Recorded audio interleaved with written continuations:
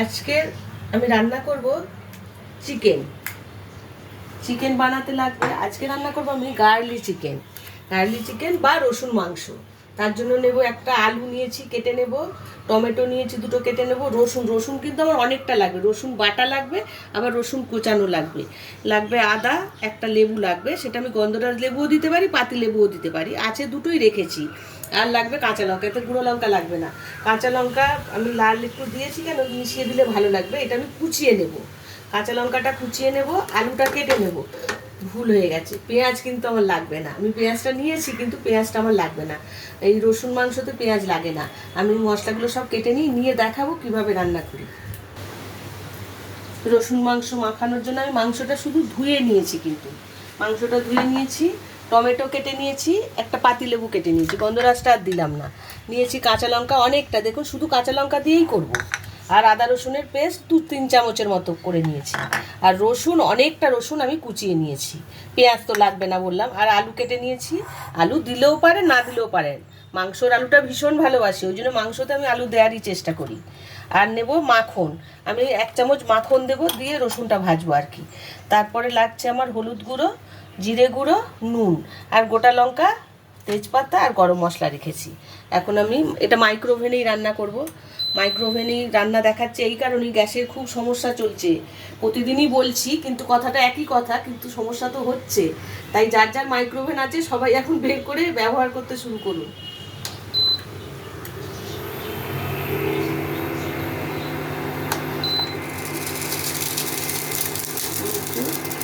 সামান্য তেল দেবো না, আগে এটা আমি মাখন দেবো।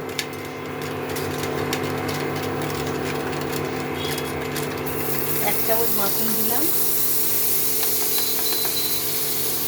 এর মধ্যে আমি রসুনগুলো দিয়ে দেবো। মাখনের মধ্যে রসুন দিলে না খুব সুন্দর একটা গন্ধ বেরোয়, মাখন দিয়ে ভাজলে খুব ভালো লাগে। এমনি কালো জিরে আর মাখন দিয়ে রসুন এরকম ভেজে বেটে খাবেন, দারুণ খেতে গরম ভাতে, খুব ভালো লাগে। তো আমি আদা রসুনের পেস্ট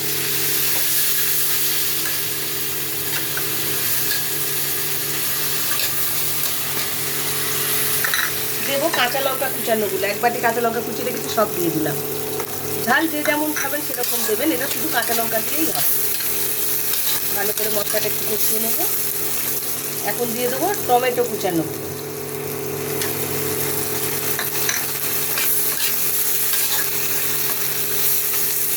এখন আমি দেব একটু তেল, আমি কিন্তু তেল দিইনি, 1 চামচ মাখন দিয়ে রসুনটা দিয়েছিলাম।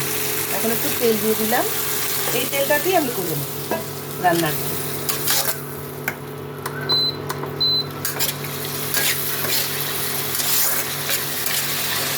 মশলাটা ভালো করে আমি কষিয়ে নেব। এখন দিয়ে দেবো একটু নুন দেবো,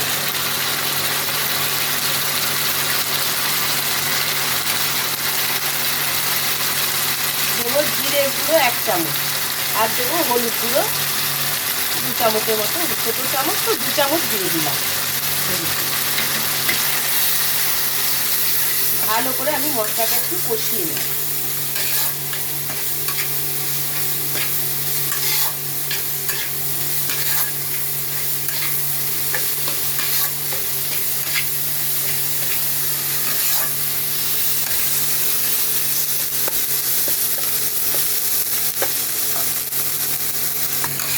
দেখুন মশলাটা প্রায় তেল ছেড়ে দিয়েছে, এখন আমি এই মাংসটা দিয়ে দেবো, ভালো করে মিশিয়ে নেব।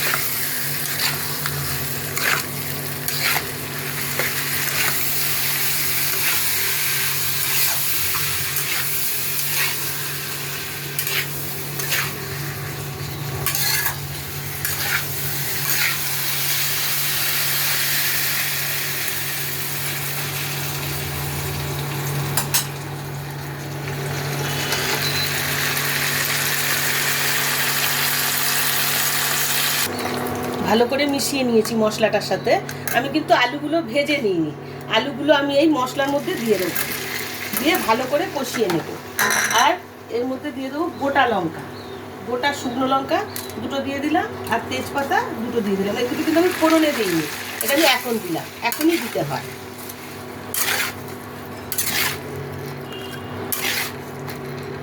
ভালো করে আমি মিশিয়ে নেব।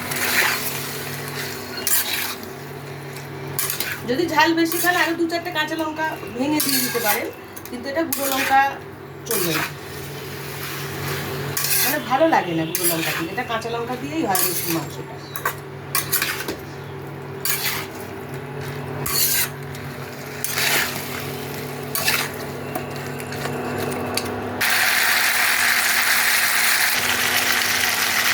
মোটামুটি হয়ে গেছে, তেল ছেড়ে দিয়েছে দেখুন একদম দিয়েছি। এখন আমি জলটা উষ্ণ গরম করে রেখেছি, জলটা এই জলটা সব দিয়ে দেবো, দিয়ে আমি 7-8 মিনিট ঢেকে দেবো।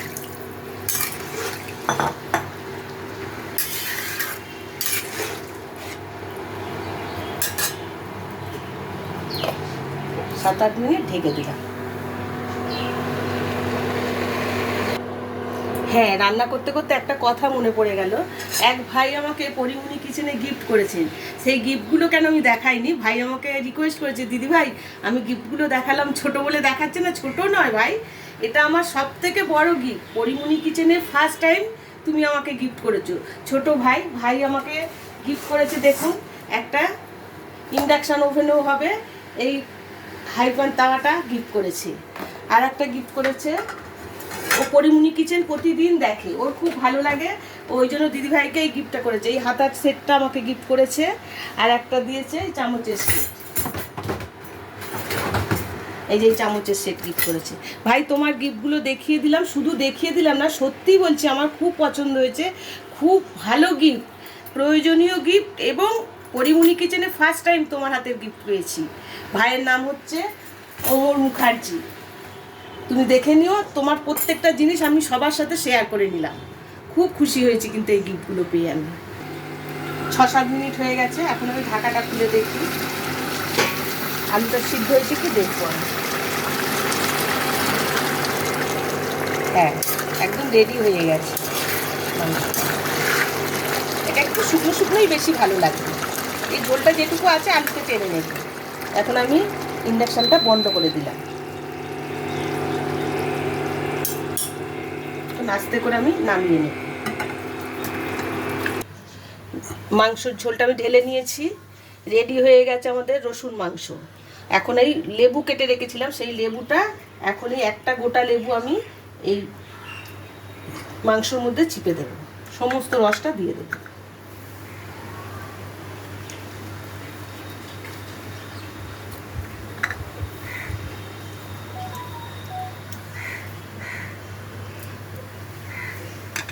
রেডি হয়ে গেছে গার্লি চিকেন বা রসুন মাংস, যে যেটা বলতে পারে। আর সাজিয়ে দিয়েছি আমি, একটা রসুন দিয়ে দিয়েছি আর একটা পাকা লঙ্কা দিয়েছি, দেখতে সুন্দর লাগবে বলে।